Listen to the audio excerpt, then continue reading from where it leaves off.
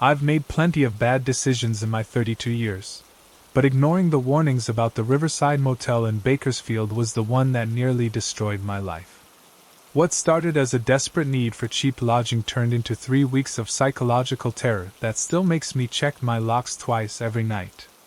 It was March 15, 2023, and I was driving my 2017 Honda Civic down Highway 99, desperately searching for somewhere to stay.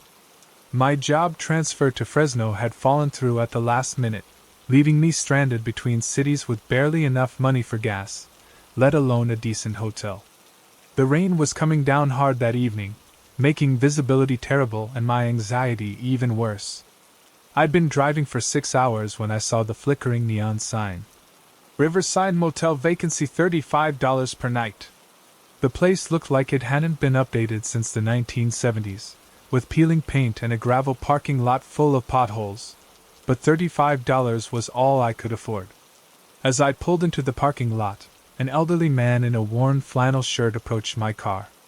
He was walking a small terrier and seemed friendly enough. "You don't want to stay here, son," he said through my partially opened window. "Trust me on this one. Drive another 20 miles to Delano. There's a decent place there." I should have listened. God, I should have listened. But I was exhausted, nearly broke, and the rain was getting worse. "Thanks for the advice," I told him. "But I really need somewhere tonight." He shook his head sadly. "Your choice. But that owner, Marcus Webb, there's something seriously wrong with that man. Just be careful." I dismissed his warning as small-town paranoia and headed to the office. The motel was shaped like an L, with about 20 rooms facing a central courtyard area. Most of the windows were dark, and I didn't see any other cars except for a white 2020 Ford Transit van parked near the office. Marcus Webb was waiting behind the front desk, a thin man in his 40s with prematurely gray hair and intense brown eyes that seemed to study every detail of my appearance. He was meticulously clean, wearing a pressed button-down shirt despite the late hour. "Welcome to Riverside Motel," he said with an overly warm smile. "I'm Marcus, the owner-operator. We don't get many guests these days, so this is a real treat." Something about the way he said, "treat," made my skin crawl, but I attributed it to exhaustion and stress. "Just need a room for the night," I told him, pulling out my wallet. "Oh, staying just one night? That's a shame. We have weekly rates that are much more economical. Given the current economic climate, I imagine you're watching every penny." He was right about my financial situation, but how had he guessed so accurately? I hadn't mentioned anything about money troubles. "How did you?" I started to ask. "Lucky guess," he interrupted with that same unsettling smile. "You have the look of someone between opportunities. I've been in the hospitality business for 15 years. You learn to read people." I paid for one night and took the key to room 12, halfway down the building's long side. The room was surprisingly clean, though outdated, with a musty smell that disinfectant couldn't quite cover. The bed was firm, the hot water worked, and the TV got basic channels. For $35 it wasn't bad. But as I was settling in for the night, I noticed something odd. The curtains didn't quite close properly, leaving a gap of about 2 inches. When I tried to adjust them, I realized they were somehow stuck or deliberately positioned that way. The gap faced directly toward the office, giving anyone there a clear view into my room. I told myself I was being paranoid. Who would want to watch me sleep? The next morning, Marcus greeted me like an old friend when I stopped by the office before leaving. "How did you sleep, David?" he asked cheerfully. I froze. I hadn't told him my name. I'd paid cash and hadn't filled out any registration form. How do you know my name?" "Oh, you mentioned it last night. Don't you remember? You said, 'Hi, I'm David,' when you walked in." I knew for certain I hadn't said that, but his confidence made me question my own memory. Maybe I had been more tired than I thought. "Well, thanks for the room," I said, eager to leave. "Safe travels, David. And remember, if you're ever back this way, we offer significant discounts for returning customers." I drove away feeling unsettled but convinced I'd never see the place again. That assumption lasted exactly 4 days. My job interview in Fresno went well, but they needed 2 weeks to complete background checks before I could start. With nowhere else to go and my savings dwindling, I found myself driving back down Highway 99, past the same flickering sign. This time, Marcus seemed genuinely delighted to see me. "David! Welcome back! I had a feeling you'd return. I've been keeping room 12 available, just in case." "You've been keeping it available? For 4 days?" Call it intuition. I'm an excellent judge of character, and I could tell you were the type of person who appreciates value and consistency. The weekly rate was only $180 less than I'd pay for 3 nights anywhere else. Financially, it made sense. Practically, I needed somewhere stable while I waited for my job to start. Over the next few days, I began to notice Marcus's unusual attention to detail regarding his guests. He always seemed to know exactly when I left and returned, greeting me by name regardless of the time. He'd make casual comments about my activities that seemed oddly specific.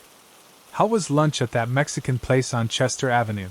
he asked one afternoon when I returned from town. "How did you know where I went?" Lucky guess. Their lunch special runs until 3 p.m., and you have that satisfied look of someone who enjoyed good food. But I hadn't eaten Mexican food. I'd grabbed a sandwich from a grocery store deli and eaten it in my car while job hunting online. That night, I decided to test something.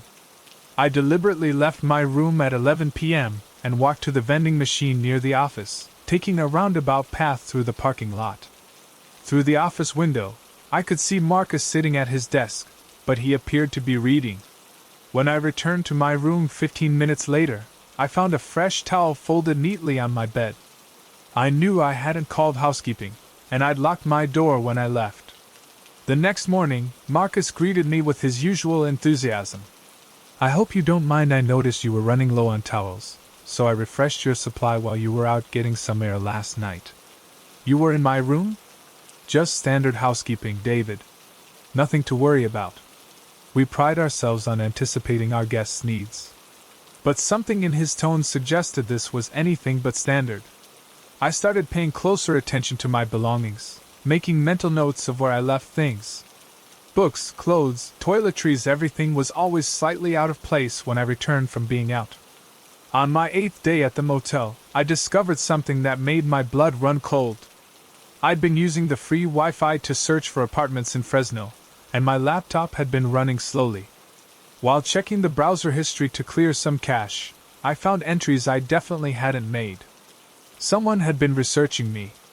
The search history showed queries for my full name, my previous address, my former employer, even my college graduation records. Whoever had used my laptop had spent hours compiling information about my background, my family, my financial situation. I immediately confronted Marcus. "Someone's been using my laptop," I told him directly. His expression didn't change. "That's concerning, David.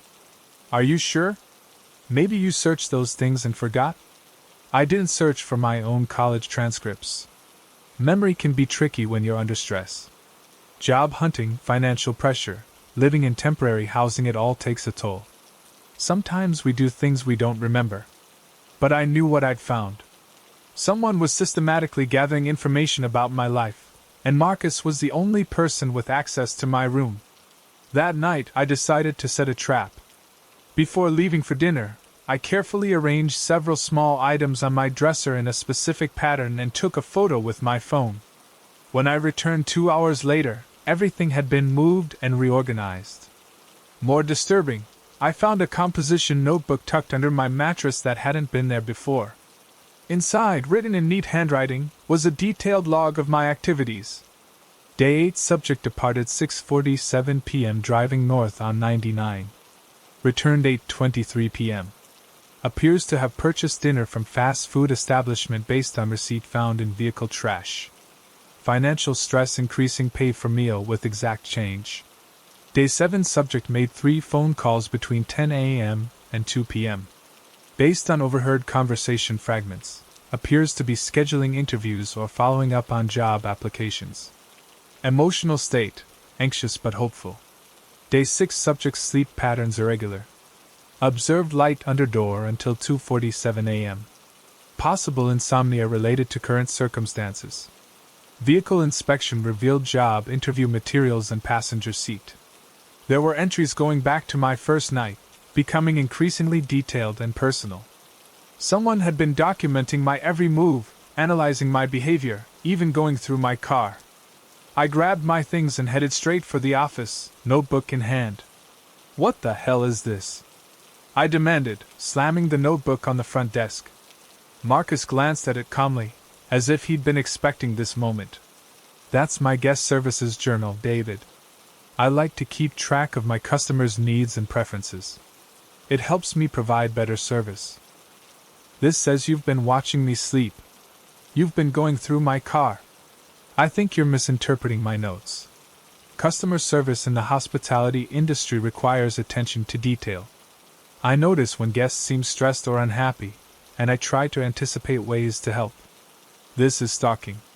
This is illegal." His demeanor shifted slightly, becoming more serious but still disturbingly calm. "David, I understand you're upset, but let's think about this rationally. You've been staying here for over a week at well below market rates. You've received fresh linens, prompt maintenance, and personalized service. These notes help me provide that level of care. You're documenting my phone calls and going through my trash. I'm running a business, and part of that business is ensuring guest satisfaction and security. If you're uncomfortable with our service standards, you're welcome to find accommodations elsewhere." The way he said it felt like a threat. He knew I couldn't afford anywhere else, and his tone suggested he'd been counting on that fact. I should have left that night. I should have slept in my car, called friends for help, done anything except stay another minute. But I had less than $60 to my name, my job didn't start for another week, and it was nearly midnight with rain starting again. Against every instinct screaming in my head, I went back to room 12. I didn't sleep. Instead, I sat in the chair by the window, watching the office through that deliberately positioned gap in the curtains. Around 2 a.m., I saw Marcus leave the office and walk directly toward my room. I heard the key in the lock. The door opened slowly, and Marcus stepped inside, clearly expecting me to be asleep. When he saw me sitting there, watching him, his expression didn't show surprise or embarrassment, just mild annoyance, like I'd interrupted his routine. "You should be sleeping, David. It's late, and you have another big day tomorrow. Get out of my room. This is my property, David. Technically, this is my room. You're just renting it temporarily." He was holding a small digital camera and what looked like a measuring tape. "What is that for?" "Documentation. Insurance purposes.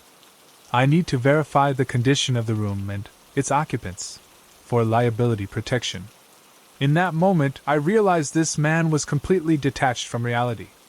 His calm demeanor in the face of obvious wrongdoing suggested someone who'd convinced himself his behavior was not only normal but necessary. I stood up and moved toward the door. "I'm leaving. Now." "At 2 a.m.? In the rain? That seems unsafe, David. Why don't you get some sleep, and we can discuss any concerns in the morning?" But I was already grabbing my bag and car keys. As I pushed past him toward the door, he made no move to stop me, but his parting words followed me into the night. "You'll be back, David. People like you always come back. And I'll be here keeping your room ready." I drove straight through to Sacramento, stopping only for gas and coffee. At the first police station I found, I filed a report about the stalking, the illegal entry, and the documented surveillance. The officer who took my statement seemed sympathetic but explained that without proof of actual harm or explicit threats, their options were limited. "Did he assault you? Steal anything? Make specific threats about hurting you?"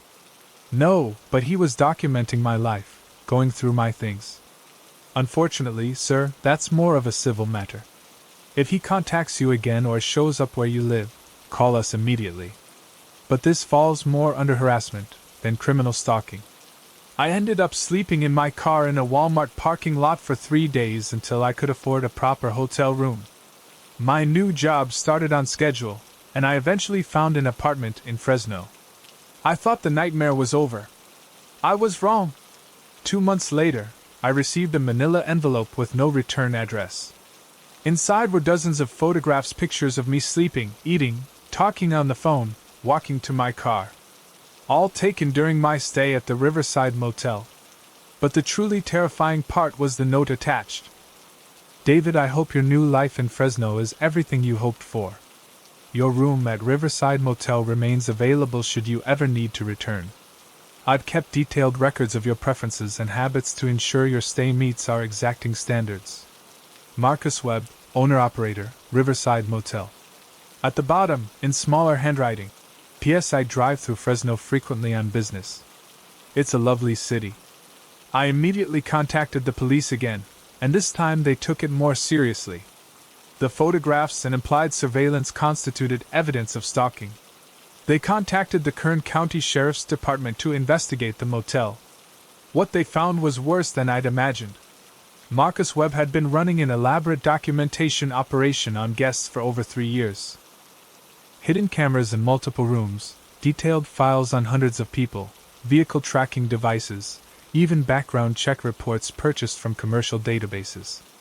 The investigation revealed that several guests who'd stayed longer than a week had received similar packages of photographs and documentation after leaving.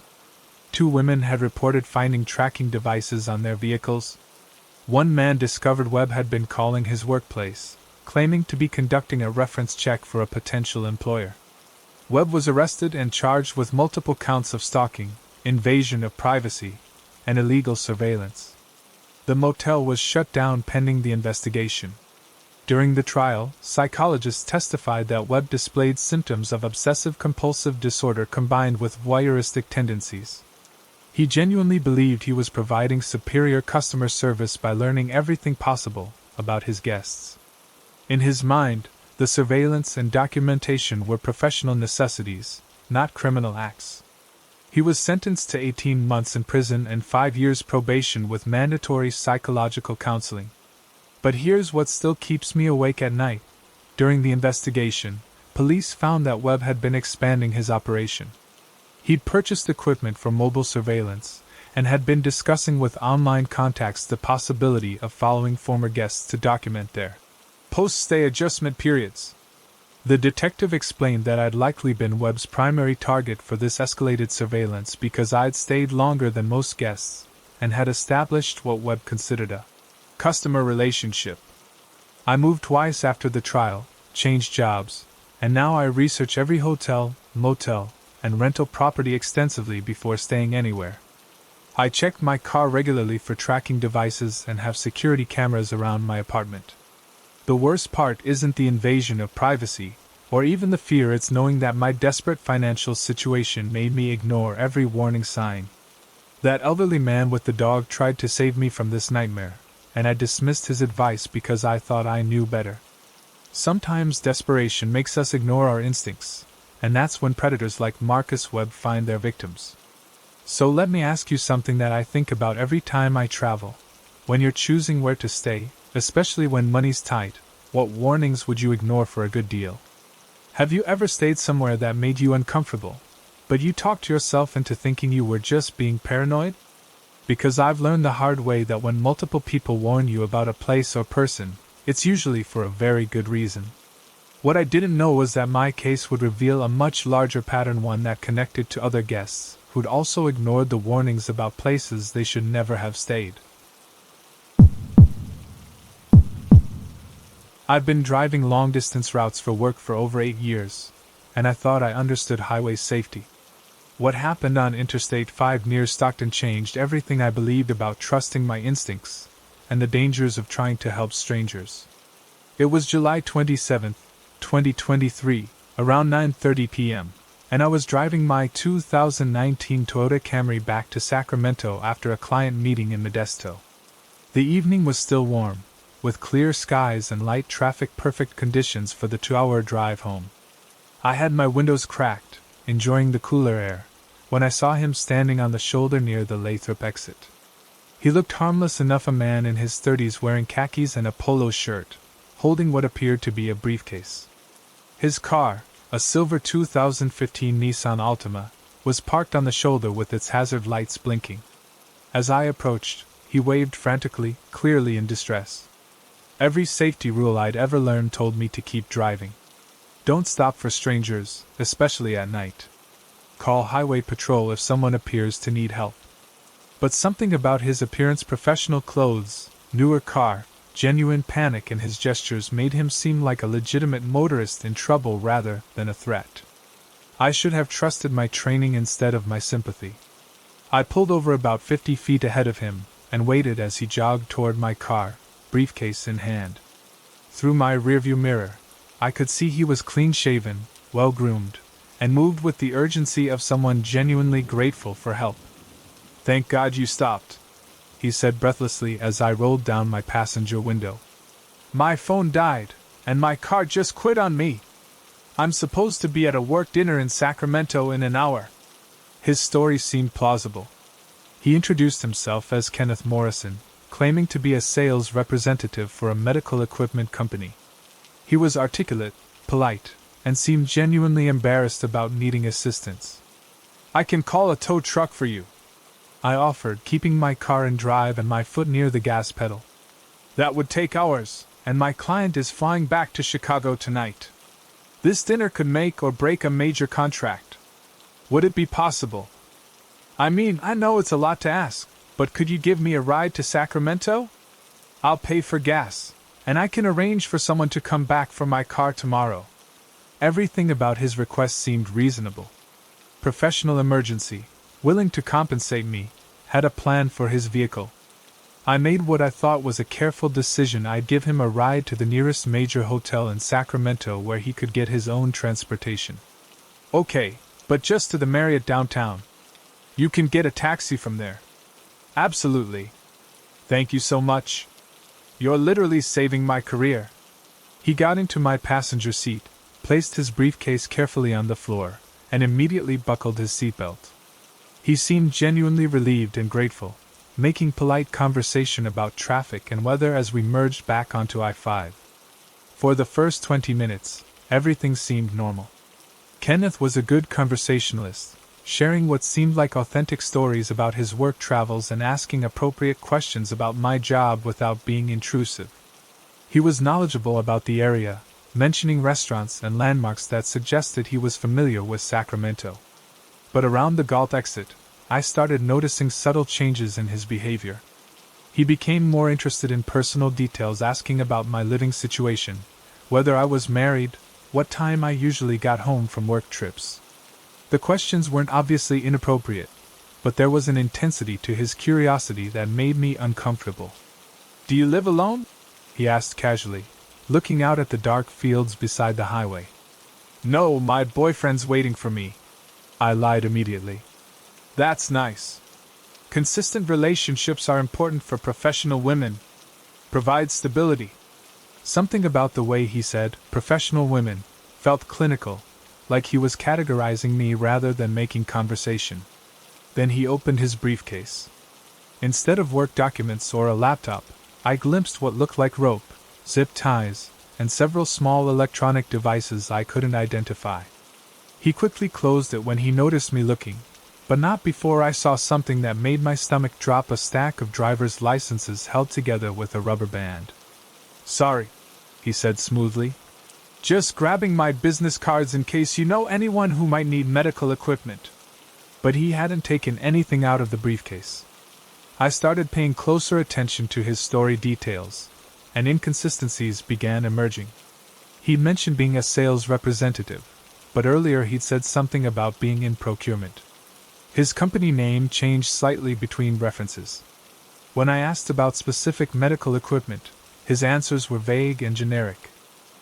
Most disturbing, he kept asking about my route home from Sacramento, showing unusual interest in the rural backroads I might take versus staying on major highways. "I bet you know all the shortcuts," he said with a smile that no longer seemed friendly. "Country roads can be so much faster than the interstate, especially late at night when there's no traffic to worry about. I usually stick to main roads, I replied, my heart rate increasing. Smart policy for a woman traveling alone. You never know who might be out there. The way he said it felt like both advice and a threat. By the time we reached the outskirts of Sacramento, I was genuinely frightened. Kenneth's entire demeanor had shifted from grateful stranger to something predatory. He was studying my reactions to his questions, watching how I responded to his increasingly personal comments. When I took the downtown exit toward the Marriott, he suddenly spoke up. Actually, would it be possible to take me a little further? The dinner location changed, and it's just a few miles past downtown. No, I'm sorry. The Marriott is as far as I go. It would really help me out. Just to the Arden area? It's not far. The Arden area was more residential, with fewer people around and dimmer lighting. Everything in my gut told me not to deviate from my original plan. The Marriott has plenty of taxis. You'll be fine from there. His friendly mask slipped for just a moment. Come on, Jennifer. Don't be difficult about this. I had never told him my name. I'd introduced myself as Jen when he first got in the car, and my business cards which I hadn't shown him listed my name as J. Martinez. There was no way he should have known my full first name. How do you know my name is Jennifer? He realized his mistake immediately, and his expression changed completely. The polite, professional persona vanished, replaced by something cold and calculating. Lucky guess. You look like a Jennifer. But I knew that wasn't true. He'd somehow learned my name, which meant this entire encounter had been planned. The broken-down car, the work emergency, the grateful stranger routine, it was all an elaborate setup. I was 3 blocks from the Marriott when Kenneth reached for his briefcase again. Actually, Jennifer, I think we need to modify our arrangement. I floored the accelerator and ran the next red light, heading straight for the downtown police station I knew was only 6 blocks away. Kenneth grabbed the door handle and the dashboard, clearly not expecting the sudden acceleration. What are you doing? Slow down. Getting us both somewhere safe, I said, trying to keep my voice steady while my hands shook on the steering wheel. He reached into his briefcase, and I saw him pull out what looked like a small knife or box cutter. Pull over right now, Jennifer. We're going to have a conversation about this. Instead, I laid on the horn and started swerving between lanes, trying to attract attention from other drivers. A few cars honked back, and I could see people looking at us through their windows. When Kenneth realized I wasn't going to stop, he tried a different approach. Okay. Let's both calm down. You're misunderstanding the situation. I'm not trying to hurt you. I just need you to take me somewhere specific, and then you can go home. Like hell. I could see the police station ahead, a modern building with bright lights and patrol cars parked outside. Kenneth saw it too and became increasingly agitated. Don't do anything stupid, Jennifer. You have no idea what you're getting involved in. This is bigger than just you and me.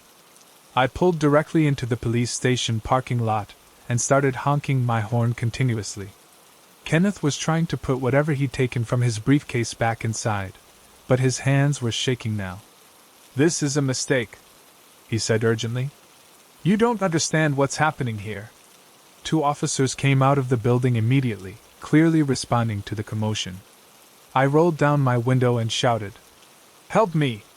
This man threatened me with a knife." Kenneth tried one last manipulation. "Officers, thank goodness you're here. This woman picked me up as a hitchhiker and then started driving erratically and threatening me. I think she might be under the influence of something."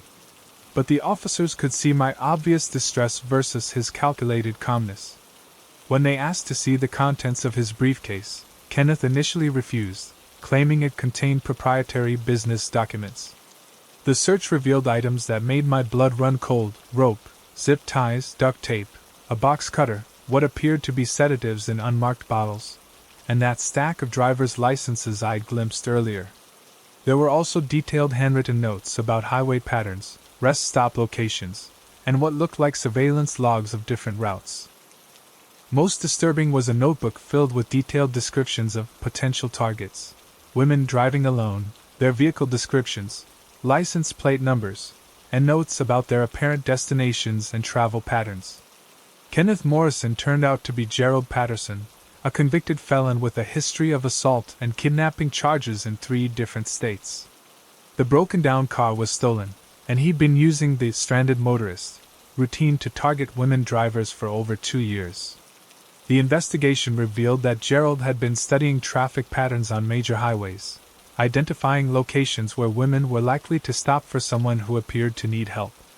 He specifically targeted professional-looking women driving newer cars, believing they were more likely to have stable routines and fewer people tracking their movements. The driver's licenses in his briefcase belonged to 7 different women, ages 24 to 41, from California, Nevada, and Oregon. 3 were listed as missing persons. 4 others had been found dead in remote locations, their bodies discovered weeks or months after they disappeared.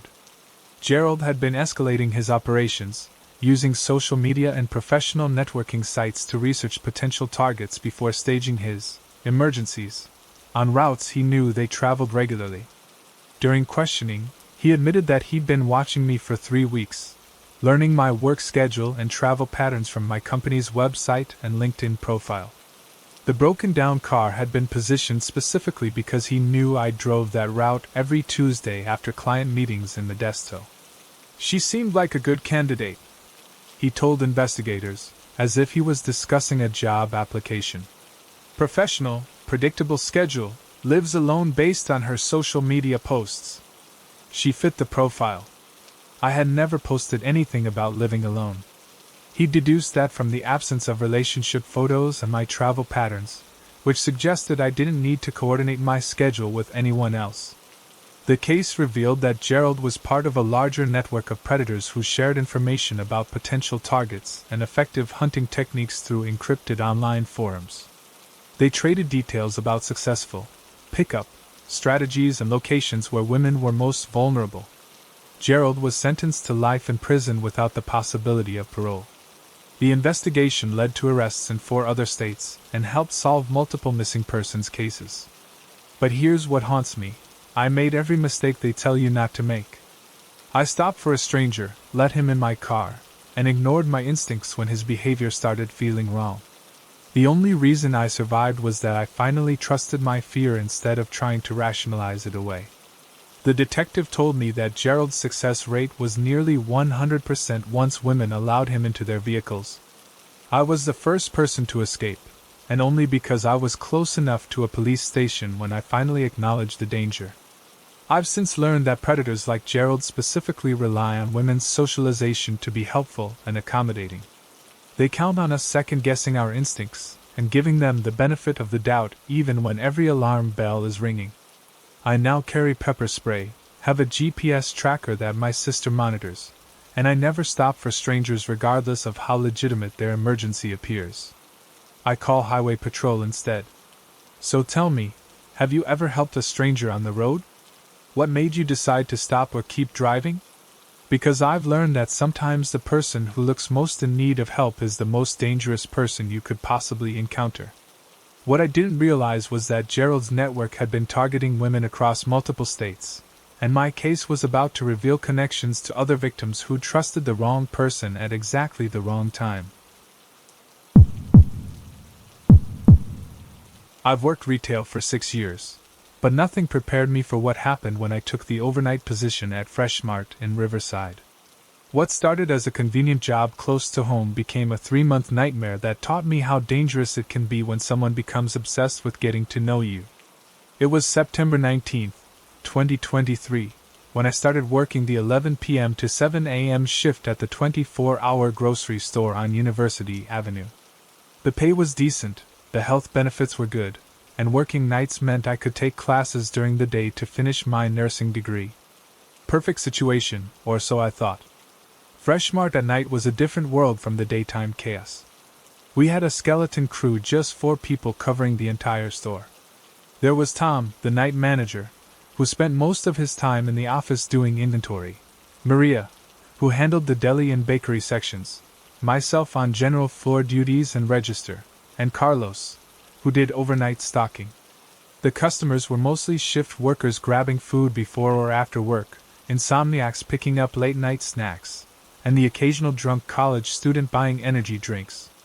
Generally harmless, predictable traffic. That changed in my second week when Anthony started showing up. Anthony Richards appeared to be in his mid-30s, always dressed in business casual clothes despite shopping at 2 a.m.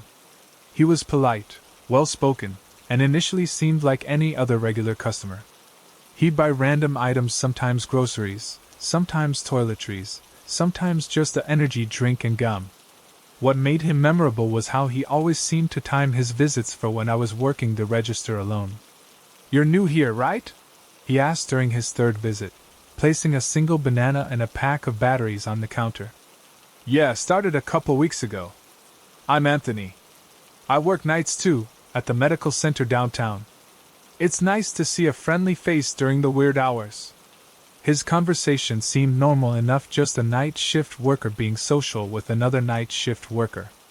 But something about his attention felt intense, like he was studying my responses rather than just making small talk.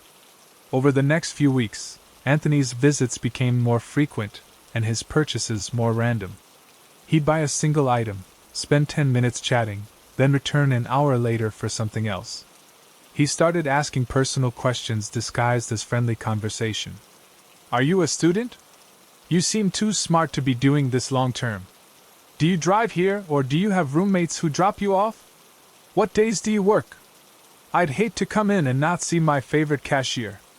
I answered politely but vaguely, sensing something off about his persistent curiosity. When I mentioned I was studying nursing, he suddenly became very interested in my class schedule, which professors I liked, and what hospital I hoped to work at after graduation. "I have connections at Riverside Medical Center," he offered. "Maybe I could put in a good word when you're ready to apply." But when I asked what department he worked in, his answers were always vague. "Administrative stuff, mostly. Pretty boring compared to what you're studying." By October, Anthony was showing up 4 or 5 times per week, always during my shifts. He'd learned my schedule and would arrive during the quietest hours when I was most likely to be alone at the register. Then I started noticing him outside. During my 3 a.m. break, I'd step out the back employee entrance for fresh air, and sometimes I'd see a dark blue 2018 Chevrolet Silverado parked across the street with someone sitting inside. The first few times, I assumed it was an Uber driver or someone on a phone call. But when I started paying attention, I realized the truck was there almost every night I worked, positioned where the driver could see both the front entrance and the employee exit. One night, I decided to test my suspicions. Instead of taking my usual break at 3 a.m., I went out at 2:30. The truck wasn't there. When I went back out at 3:15, it was parked in its usual spot. Someone was watching for my routine. I mentioned this to Tom, the night manager, but he seemed more concerned about store security than employee safety. "Probably just someone who works nearby and takes their break at the same time," he said dismissively. "We get all kinds of weird schedules in this neighborhood." But I knew it wasn't a coincidence. The truck only appeared on nights when Anthony had been in the store, and it was always gone before my shift ended at 7 a.m. The situation escalated when Anthony started bringing me gifts. "I picked up some coffee from that new place downtown," he said one night, handing me an expensive-looking cup. "Thought you might need some caffeine to get through the night." I politely declined, explaining that I couldn't accept gifts from customers, but Anthony seemed hurt by the rejection. "I was just trying to be nice." We night shift people have to look out for each other. A few nights later, he brought a small potted plant for the register area to brighten things up. When I again declined, his friendly demeanor shifted slightly. "You know, Michelle, I'm starting to think you don't like me very much." The way he said my name felt possessive, like he'd been practicing it. I'd never told him my last name, but somehow he knew it was Phillips, addressing me as Michelle Phillips when other customers were around, as if we had some kind of established relationship. "How do you know my last name?" "Your name tag says Michelle, and I heard Tom call you Phillips one night." I pay attention to details. But that didn't explain why he used my full name when talking to strangers, or why he seemed to know which days I worked better than some of my coworkers did. In early November, the situation became genuinely frightening. I was restocking shelves around 1 a.m. when I noticed Anthony watching me from the end of the aisle. Not shopping, not looking at products, just standing there, staring. When I moved to a different section, he followed, maintaining the same distance. "Is there something I can help you find?" I asked, trying to sound professional despite my growing unease. "Just enjoying watching you work. You're very thorough. Very methodical." The way he said, methodical, felt clinical and creepy. I finished my restocking quickly and went back to the register, but Anthony continued wandering the store, never buying anything, always positioning himself where he could see me. This went on for 2 hours until my shift ended. As I left through the employee exit at 7 a.m., I saw the dark blue Silverado following my 2014 Hyundai Elantra at a distance down University Avenue. I drove directly to the police station and filed a report about the stalking behavior.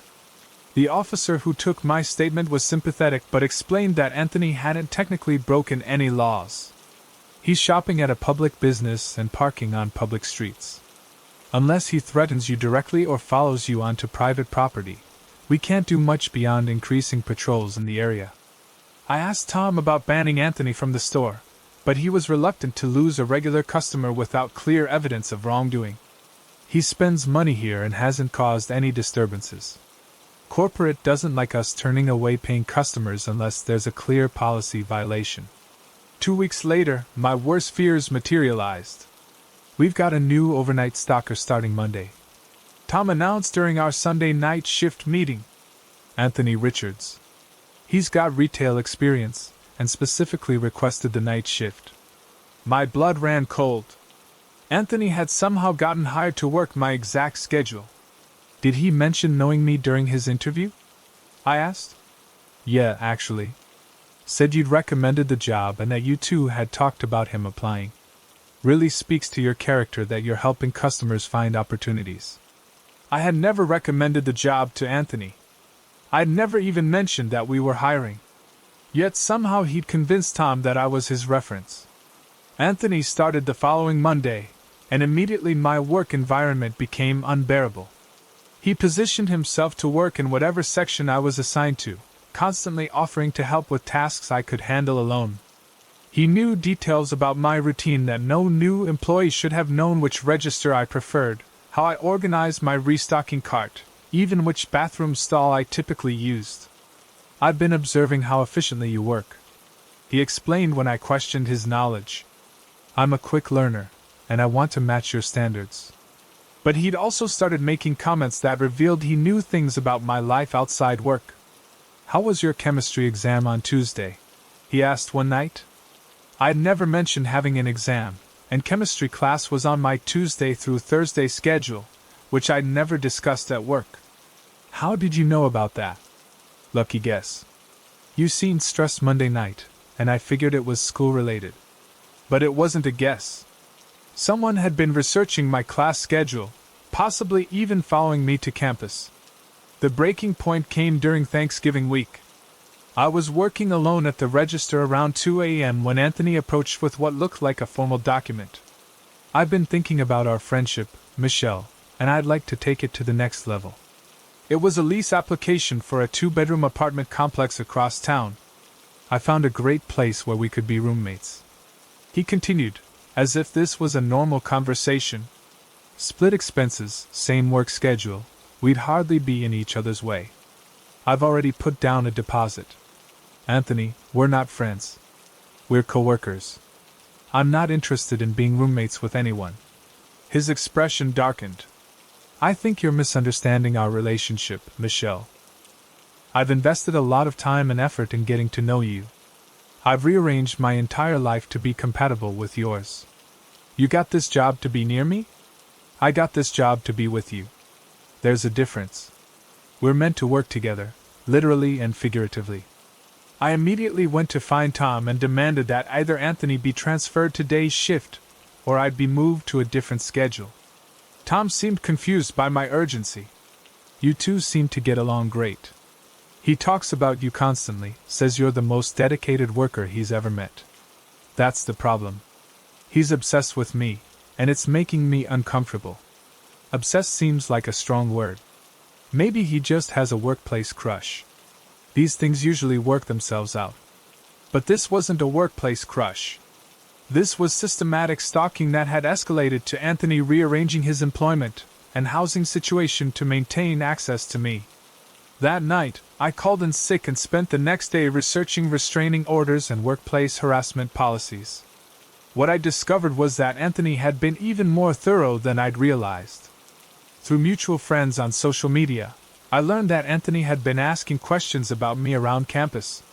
He'd approached classmates in my nursing program, claiming to be a family friend who wanted to surprise me with something related to my studies.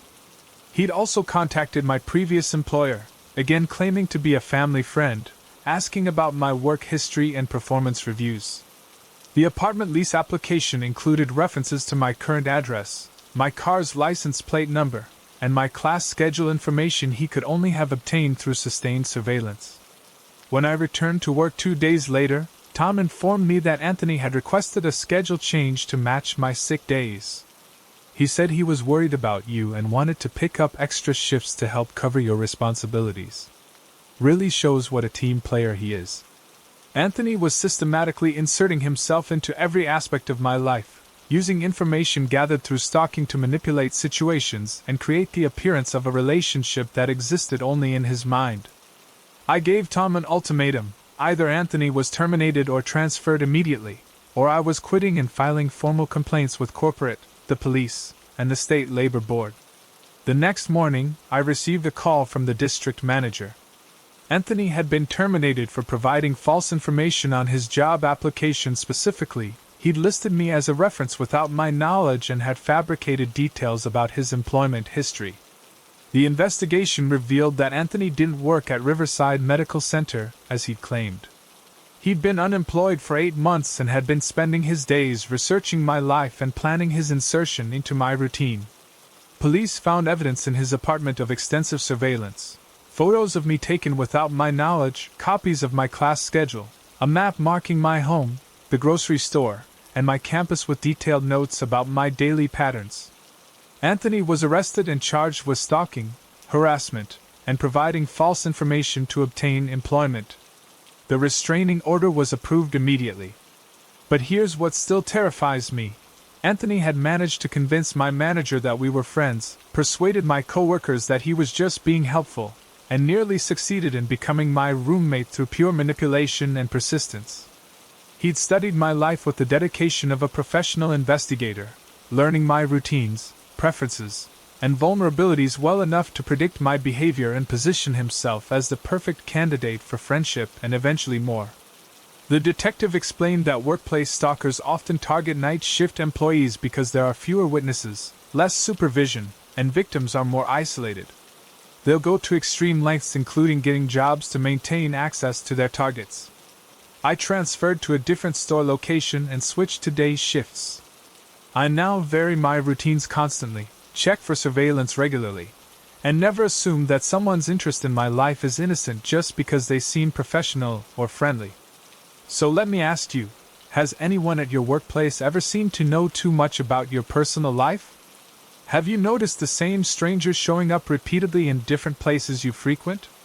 Because I learned that predators don't always approach directly. Sometimes they insert themselves into your life so gradually that you don't realize you're being stalked until they're already inside your world. What I discovered during the investigation was that Anthony had been part of a larger pattern, one that connected to other workers who reported similar experiences with customers who became too interested in their lives. I thought my nightmare with Anthony at Freshmart was over, but what happened next revealed something far more disturbing than one obsessed individual. What I discovered about a seemingly helpful gas station employee exposed an organized network of stalkers that had been operating across multiple cities for years. It was December 3, 2023, about 3 weeks after Anthony's arrest, and I was finally starting to feel safe again. I transferred to the Freshmart location in Modesto, switched to day shifts, and was being extra cautious about my routines. The restraining order against Anthony was in place, and Detective Harrison had assured me that he was facing serious jail time. I thought the worst was behind me, but I still had to drive back to Riverside twice a week for my nursing clinicals at the hospital. The drive took me down Highway 99, a route I'd traveled hundreds of times before Anthony had made my life hell. To feel more secure, I'd established a new routine, always stopping at the same Shell station near Turlock to fuel up and grab coffee for the road. It was well lit, busy enough to feel safe, and located right off the highway where other travelers could see my car. That's where I met Derek. Derek Santos appeared to be in his late 20s, with a neat appearance and the kind of customer service skills that made him stand out from typical gas station employees. He had dark hair, always wore the company uniform properly, and maintained a professional demeanor while still being genuinely friendly. Unlike the disinterested teenagers who usually work these jobs, Derek seemed to take pride in his work and genuinely care about customer satisfaction. "Good morning! Regular coffee and unleaded?" he asked during my second visit, already remembering my usual order. I was impressed by his attention to detail. After my experience with Anthony, I was hyper-aware of people who paid too much attention to me, but Derek's interest seemed purely professional, the kind of service you'd expect from someone who took their job seriously. "You're the nursing student, right?" he said during my third stop there, as I was paying for gas and coffee. "I remember you mentioning your clinicals at Riverside Medical Center. How's that going?" I was pleasantly surprised that he'd remembered our brief conversation from the previous week.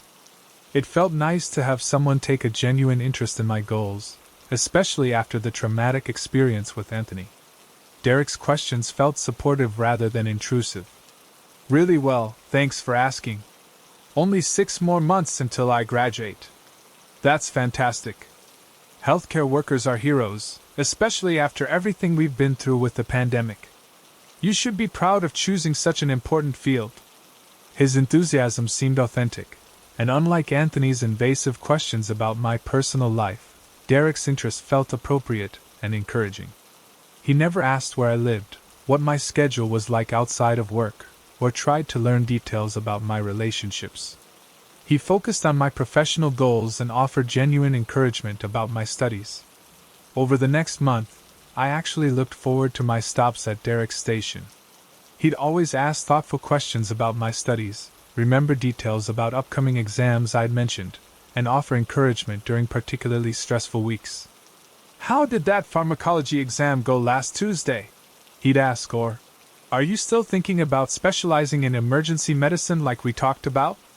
I appreciated having someone to talk to during those long drives, and Derek never made me uncomfortable or crossed any boundaries. He seemed like exactly the kind of positive person I needed in my life after the Anthony situation, someone who was supportive without being invasive, professional without being cold. Derek also seemed to have genuine knowledge about healthcare. He'd mention articles he'd read about nursing shortages or ask intelligent questions about different specializations. It felt like talking to someone who understood and respected the field I was entering. "My sister's a nurse practitioner in Sacramento," he told me one day. "She always says the best nurses are the ones who really care about helping people. You definitely have that quality." These conversations never lasted more than a few minutes, just long enough for me to pay and grab my coffee, but they became a bright spot in my twice-weekly drives. After months of feeling paranoid and unsafe, it was refreshing to have normal, positive interactions with someone who seemed genuinely supportive. But in January 2024, I had to change my route. Construction on Highway 99 was causing major delays during my usual travel times. The backup was adding over an hour to my drive, which would make me late for clinical rotations. My nursing supervisor had already warned students about punctuality. The hospital took timeliness seriously, and repeated tardiness could result in failing the rotation. So I started taking Highway 132 to Highway 5, which added about 20 minutes but avoided the construction delays. This new route took me past a different gas station, a Chevron near Patterson that looked similar to my usual stop, well lit, busy, and right off the highway. I pulled in for my usual coffee and gas, expecting to deal with an unfamiliar employee and the minor inconvenience of explaining my regular order. Instead, I was shocked to see Derek behind the counter, wearing a chevron uniform instead of his shell shirt. "Michelle! What a surprise seeing you here," he said with his trademark friendly smile, already reaching for a large coffee cup. "Derek? I thought you worked at the Shell in Turlock?" "I did, but I just transferred here last week. Better hours, and it's actually closer to my apartment. Funny how we ended up crossing paths again, right?" It seemed like an incredible coincidence, but not impossible. Gas station employees do transfer between locations, and the stations were only about 30 miles apart. Many of these companies owned multiple franchises in the region, so transfers between locations would be normal. "Well, it's nice to see a familiar face," I said, though something felt slightly off about the timing. Derek seemed just as friendly and professional as before, asking about my clinicals and remembering details about my upcoming graduation. He even mentioned remembering our conversation about emergency medicine specialization from the previous week. "Have you started thinking about where you want to apply for your first position?" he asked while processing my payment. I convinced myself I was being paranoid because of my recent experience with Anthony. Derek was just being friendly, and the transfer was probably legitimate. Companies moved employees around all the time for business reasons. But as I was pumping gas, I noticed Derek watching me through the window more intently than seemed normal.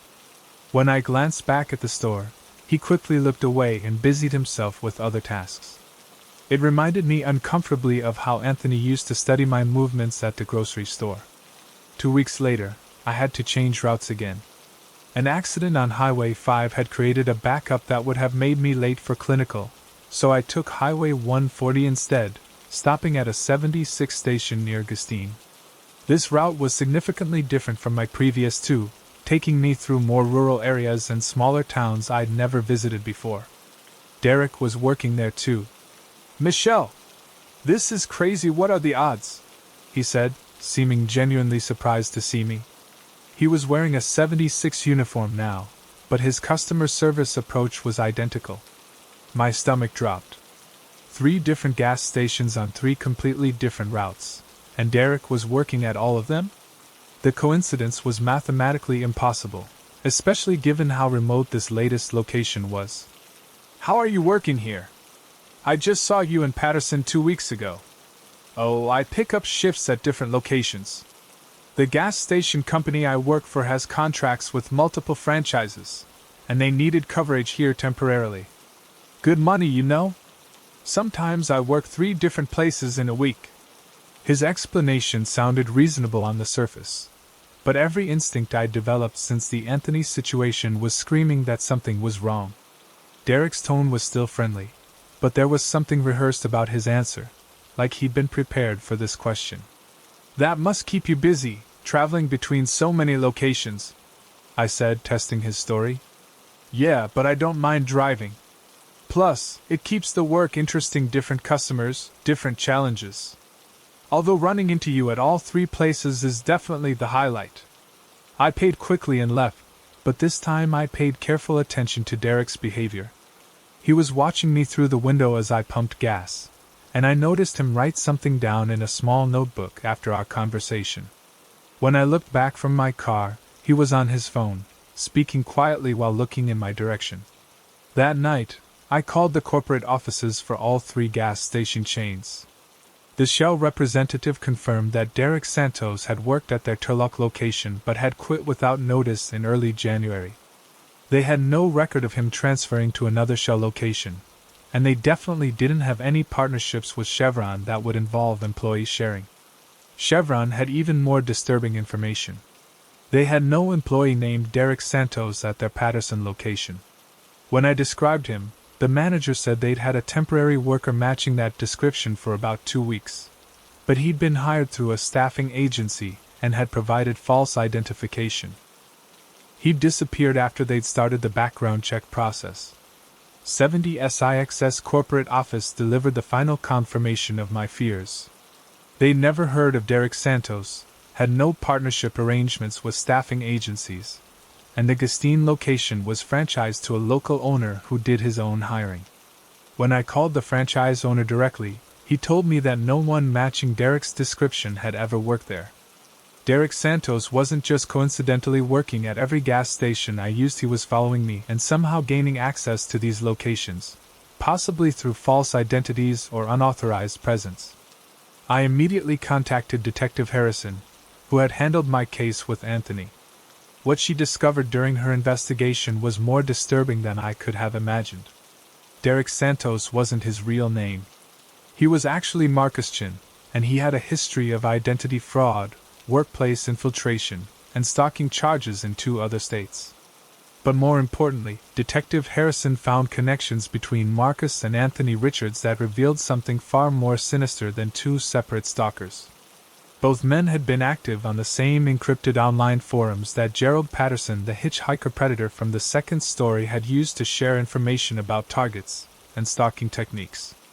The investigation revealed an organized network of stalkers who coordinated their activities, shared resources, and even handed off targets between members. The forum operated like a professional networking site for predators. Members would post detailed information about potential targets, share effective infiltration strategies, and coordinate coverage when one member's activities were compromised or they needed to relocate. They rated targets based on vulnerability, documented successful approaches, and shared photos and personal information freely. Anthony had posted extensive information about me to this forum after his arrest, including my work schedule, home address, class schedule, and travel patterns. He'd specifically mentioned my twice-weekly drives to Riverside and my habit of stopping for gas and coffee along the route. The posts included photos of me taken without my knowledge, details about my car, and even speculation about my financial situation and relationship status. Marcus had used this information to position himself at my regular gas station, studying my routine and preferences to create the appearance of exceptional customer service. When I changed routes due to construction, he'd followed and used false identities to gain access to my new stops. But the network was even more sophisticated than simple information sharing. Members would actually get jobs at businesses frequented by their targets, creating a web of surveillance that was nearly impossible to detect or escape. The investigation revealed that this network had been operating across California, Nevada, and Arizona for over 3 years, with members infiltrating everything from gas stations and coffee shops to gyms, libraries, retail stores, and even medical facilities. They developed detailed techniques for quickly obtaining employment at target locations, often using false references, fabricated work histories, and stolen identities.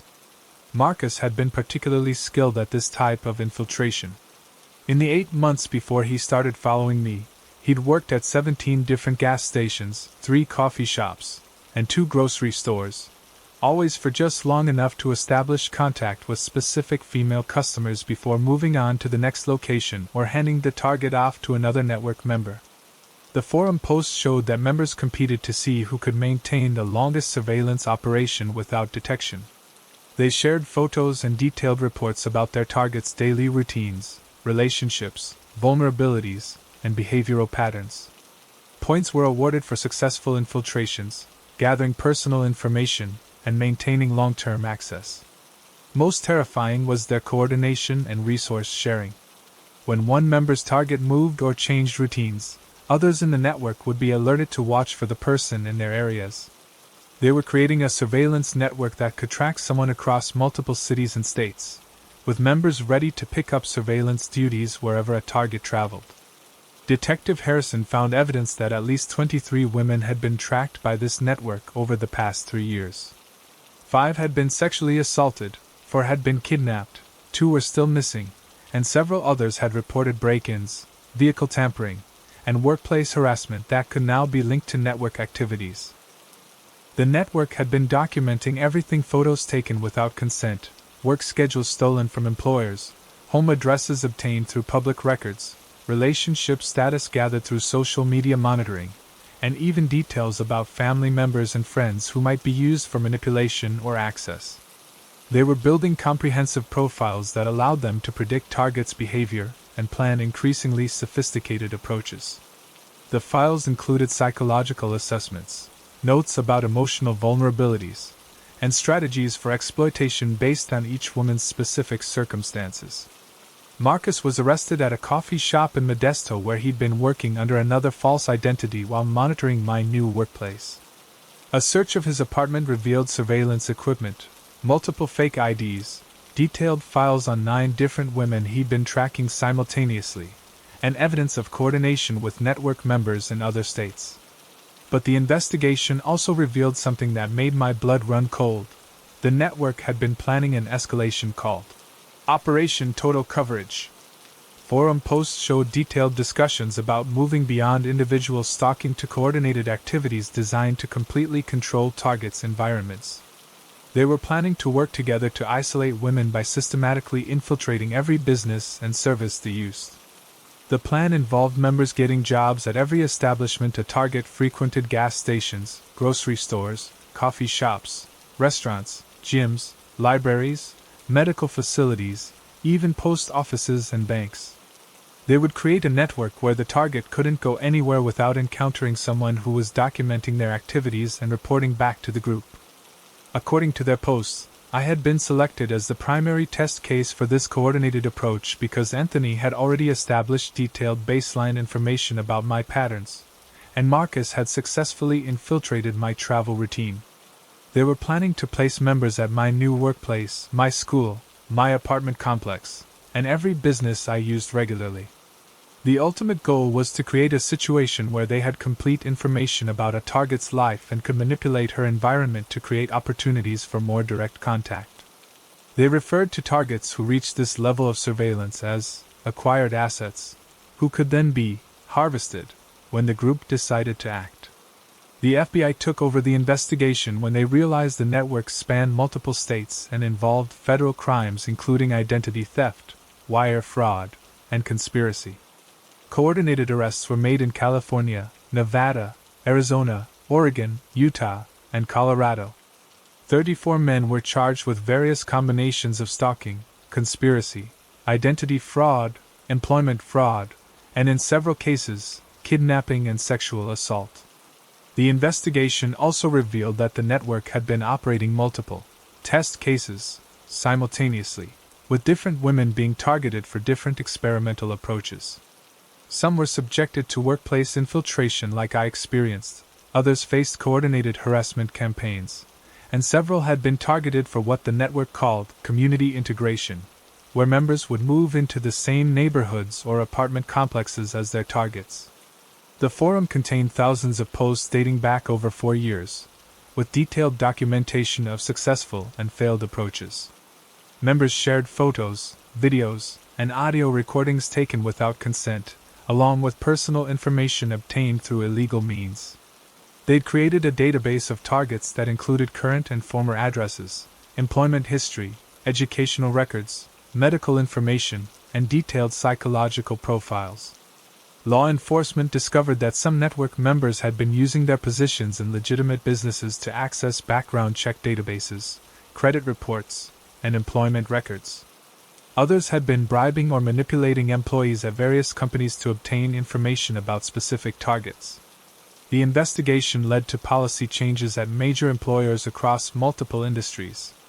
Gas stations, retail chains, restaurants, and service industries now conduct more thorough background checks, require multiple forms of identification, and have protocols for reporting suspicious employee behavior or unusual interest in specific customers. Many companies also implemented systems for tracking employee movement between locations and flagging patterns that might indicate someone following specific customers across multiple sites. But here's what still haunts me: these men had turned customer service into a weapon. They were using the natural trust we place in service workers to gather intelligence and plan attacks. Every friendly conversation, every remembered detail, every helpful suggestion was part of a surveillance operation designed to make me feel safe while they documented my life. Derek Marcus had seemed like the perfect antidote to Anthony's obvious obsession. He was professional, appropriate, and supportive. He never asked intrusive questions or made me uncomfortable.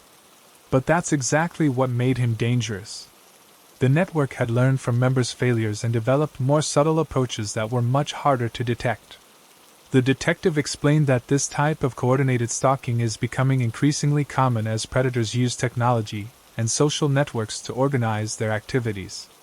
They're applying business principles to stalking: division of labor, information sharing, strategic positioning, and systematic documentation. They'd studied law enforcement responses to individual stalkers and developed techniques specifically designed to avoid detection by appearing as separate, unrelated incidents. They knew that victims and police would be less likely to recognize a pattern if different people were involved in each encounter. I've had to completely change how I interact with service workers. I no longer engage in personal conversations with employees. I vary my shopping and travel patterns constantly, and I'm always aware that someone who seems helpful might be documenting my life for purposes I can't imagine. I also learned to recognize the warning signs: employees who remember too many personal details from brief interactions, workers who seem to transfer locations to match your routine changes, anyone who asks questions that seem designed to confirm information they already have rather than learn something new, and service workers who seem unusually interested in your schedule or personal life. The most important lesson? Trust your instincts about patterns. One obsessed individual can seem like bad luck, but when the same types of situations keep happening with different people, it's usually not a coincidence. When service workers at different locations know more about your life than they should, when your routine changes are somehow anticipated by people who shouldn't know about them, when friendly employees appear in multiple places you frequent, these are signs of coordinated surveillance. The network's primary forum was taken down, but law enforcement believes similar groups are still operating using more secure communication methods. They've learned to be more careful about their digital footprints and more subtle in their approaches, making detection even more difficult.